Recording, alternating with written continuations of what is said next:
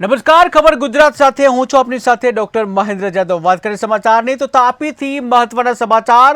જ્યાં તાપીના વ્યારા એપીએમસી માર્કેટમાં હંગામો। તાપીના વ્યારા એપીએમસી માર્કેટમાં હંગામો, જ્યાં ગુસ્સે ભરાયેલા ખેડૂતે કરાઈ તોડફોડ। જ્યાં ગુસ્સે ભરાયેલા ખેડૂતો દ્વારા તોડફોડ કરવામાં આવી છે। પ્રાથમિક તબક્કે યોગ્ય ભાવ ન મળતા આક્રોશ જોવા મળ્યો। ત્યારે વજન કાંટા સહિત શાકભાજીના કેરેટની તોડફોડ। જ્યાં વ્યારા પોલીસે પરિસ્થિતિ પર મેળવ્યો કાબુ, ત્યારે ખેડૂતોને ભીંડાના ભાવ યોગ્ય ન મળતા તોડફોડ કરવામાં આવી। ત્યારે પોલીસની દરમિયાનગીરી બાદ ભીંડાની હરાજી શરૂ કરવામાં આવી। ત્યારે મહત્વના સમાચાર સામે આવી રહ્યા છે તાપીથી, કે જ્યાં તાપીના જે વ્યારા એપીએમસી માર્કેટ છે ત્યાં હંગામો જોવા મળ્યો।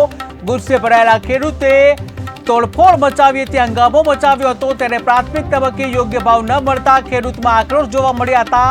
ત્યારે વજન કાંટા સહિતના શાકભાજીના કેરેટની તોડફોડ કરવામાં આવી। ટીવી સ્ક્રીનના દ્રશ્યો તમે જોઈ રહ્યા છો કે જ્યાં ગુસ્સે ભરાયેલા જે ખેડૂત છે તેના દ્વારા કેવા પ્રકારની તોડફોડ કરવામાં આવી રહી છે, કે જ્યાં વજન કાંટા સહિત શાકભાજીના કેરેટની તોડફોડ કરવામાં આવી। ત્યારે વ્યારા પોલીસે પરિસ્થિતિ પર કાબુ મેળવ્યો। ખેડૂતોને ભીંડાના ભાવ યોગ્ય ન મળતા આ તોડફોડ કરવામાં આવી હતી। જો કે પોલીસની દરમિયાનગીરી બાદ ભીંડાની હરાજી શરૂ કરવામાં આવી।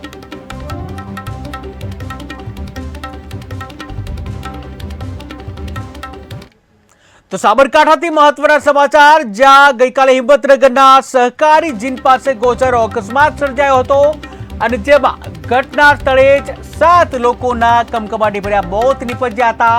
ત્યારે આજે સ્ટેટ ટ્રાફિક બ્રાન્ચના એસપી અર્પિતા પટેલ સ્થળ ઉપર પહોંચ્યા હતા। તો સાથે જ નેશનલ હાઈવે ઓથોરિટી, આરટીઓ અને એફએસએલ, સ્થાનિક પોલીસ અને ટ્રાફિકના અધિકારીઓ સહિતની ટીમો પણ સ્થળ ઉપર પહોંચી સ્થળ નિરીક્ષણ કરવામાં આવ્યું। આમ તો આ જગ્યાએ સર્જાયેલ ગોઝારા અકસ્માતનું સ્પષ્ટ કારણ જાણવા અને ટ્રાફિકને લઈને ક્ષતિ અંગે નિરીક્ષણ હાથ ધરવામાં આવ્યું। ત્યારે નેશનલ હાઈવે દ્વારા અકસ્માતને લઈને અકસ્માત ડેટા અને બ્લેક સ્પોટ સહિતની વિગતો તૈયાર કરી રિપોર્ટ તૈયાર કરાશે। અમે ઓવરસ્પીડ મામલે પણ સ્થાનિક પોલીસની કાર્યવાહી અંગે માહિતી સહિતનું નિરીક્ષણ કર્યું હતું, જ્યાં એસપી અર્પિતા પટેલે નેશનલ હાઈવે ઓથોરિટીને ડાયવર્ઝનને સાઇન બોર્ડને લઈને આકરી સૂચના આપી હતી। આ સાથે સાથે જ હાઈવે પર થતા અકસ્માત કઈ રીતે ઘટાડી શકાય તે દિશામાં પણ કામગીરી કરી રહ્યા છે। ત્યારે મહત્વના સમાચાર સામે આવી રહ્યા છે સાબરકાંઠાથી, કે જ્યાં સાબરકાંઠાના હિંમતનગરમાં ગઈકાલે એક ગોઝારો અકસ્માત થયો હતો અને જ્યાં આ ગોઝારા અકસ્માત બાદ તંત્ર એલર્ટ બન્યું હતું, તંત્ર જાગ્યું હતું। ત્યારે અધિકારીઓ દ્વારા ઘટના સ્થળની મુલાકાત લેવામાં આવી છે। નેશનલ હાઈવે ઓથોરિટી, આરટીઓ અને એફએસએલ, સ્થાનિક પોલીસ હાજર રહી જ્યાં અકસ્માત ડેટા અને બ્લેક સ્પોટની વિગતો લેવામાં આવી। ગોઝારો અકસ્માત સર્જાયો છે, એમાં જે 7 યુવાનોના મૃત્યુ થયા છે એ અંતર્ગત સ્ટેટ ટ્રાફિક બ્રાન્ચમાંથી હું એસપી અર્પિતા પટેલ તરીકે મારી સ્થળ વિઝિટ કરવા આવી છું અને કયા કારણોસર એક્સિડન્ટ થયો છે અને કયા કારણો નિવારીએ જેથી આ પ્રકારના એક્સિડન્ટ્સ ઘટાડી શકાય તેના એક। તો બનાસકાંઠાથી મહત્વના સમાચાર, જ્યાં પાલનપુર કોલેજ કમ્પાઉન્ડ નજીક હત્યાનો બનાવ બન્યો છે। પાલનપુર કોલેજ કમ્પાઉન્ડ નજીક હત્યાનો બનાવ, કે જ્યાં ભંગારના વ્યવસાય સાથે સંકળાયેલ યુવકની હત્યા। ત્યારે અજાણ્યા 2 શખ્સો દ્વારા યુવાનની હત્યા કરવામાં આવી છે, જ્યાં ચપ્પુ જેવા ઘાતક હથિયારથી યુવકની હત્યા કરવામાં આવી છે। ત્યારે પાલનપુર પૂર્વ પોલીસે હાથ ધરી બનાવની તપાસ। તો મહત્વના સમાચાર સામે આવી રહ્યા છે બનાસકાંઠાથી, કે જ્યાં બનાસકાંઠાના પાલનપુરમાં હત્યાની ઘટના બની છે। પાલનપુર કોલેજ કમ્પાઉન્ડ નજીક હત્યાનો બનાવ બન્યો છે। ત્યારે ભંગારના વ્યવસાય સાથે સંકળાયેલા યુવકની હત્યા કરવામાં આવી છે, જ્યાં અજાણ્યા 2 શખ્સો દ્વારા યુવાનની હત્યા કરવામાં આવી। ત્યારે ચપ્પુ જેવા ઘાતક હથિયારથી યુવકની હત્યા કરવામાં આવી, જ્યાં પાલનપુર પૂર્વ પોલીસે આગળની તપાસ હાથ ધરી।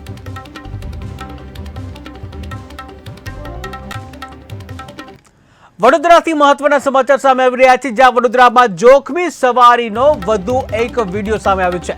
વડોદરામાં જોખમી સવારીનો વધુ એક વિડીયો સામે આવ્યો। ઇકો ગાડીમાં જોખમી સવારીનો વિડીયો થયો વાયરલ। ત્યારે ઇકો કારમાં ઘેટા બકરાની જેમ મુસાફરો ભરવામાં આવ્યા। જ્યાં મુસાફરો ભરી વર્દી મારતો હોય તે રીતનો એક વિડીયો સામે આવ્યો. ત્યારે વિડીયો વાયરલ થતા ટ્રાફિક પોલીસની ઊંઘ ઉડી કે જ્યાં ઇકો કાર ચાલક દિનેશ ભરવાડની અટકાયત કરવામાં આવી છે. ત્યારે ડ્રાઈવર સહિત ગુનો નોંધી આગળની જે કાર્યવાહી હાથ ધરવામાં આવી છે. ત્યારે મહત્વના સમાચાર વડોદરાથી સામે આવી રહ્યા છે કે જ્યાં વધુ એક બેદરકારી સામે આવી છે. જોખમી સવારીના દ્રશ્યો સામે આવી રહ્યા છે. તમે જોઈ રહ્યા છો ટીવી સ્ક્રીનના દ્રશ્યો. આ દ્રશ્યો છે વડોદરાના કે જ્યાં એક ઇકો કારમાં મુસાફરોને જોખમી રીતે બેસાડવામાં આવ્યા છે. જ્યાં જોઈ શકો છો એ દ્રશ્યો કે જ્યાં ઘેટા બકરાની જેમ એકદમ ખીચોખીચ જે કહી શકાય મુસાફરોને ભરવામાં આવે છે. ત્યારે કોઈ ગંભીર અકસ્માત સર્જાશે, લોકોના જીવ જશે તો કોણ જવાબદાર સહિતના અનેક પ્રશ્નો થઈ રહ્યા છે.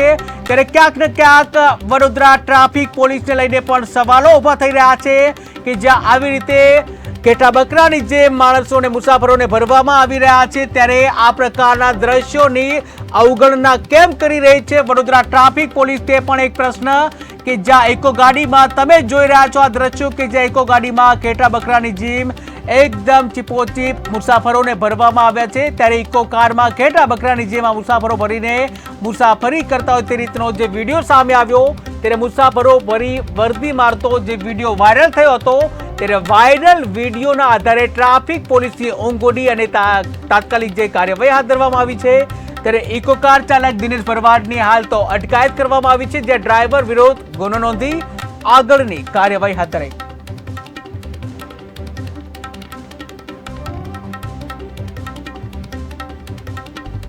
તો સુરેન્દ્રનગરથી મહત્વના સમાચાર સામે આવી રહ્યા છે, જ્યાં સુરેન્દ્રનગરના લીમડીમાં શિક્ષકની બદલીથી રોષ જોવા મળ્યો છે. સુરેન્દ્રનગરના લીમડીમાં શિક્ષકની બદલીથી રોષ જોવા મળ્યો. ગ્રામજનોએ ઘંટ વગાડીને શાળાને કરી તાળાબંધી. ત્યારે કાંકરેટિયા ગામની પ્રાથમિક શાળાને તાળા માર્યા. શિક્ષકની બદલી થતા ગ્રામજનોએ રોષ ઠાલવ્યો.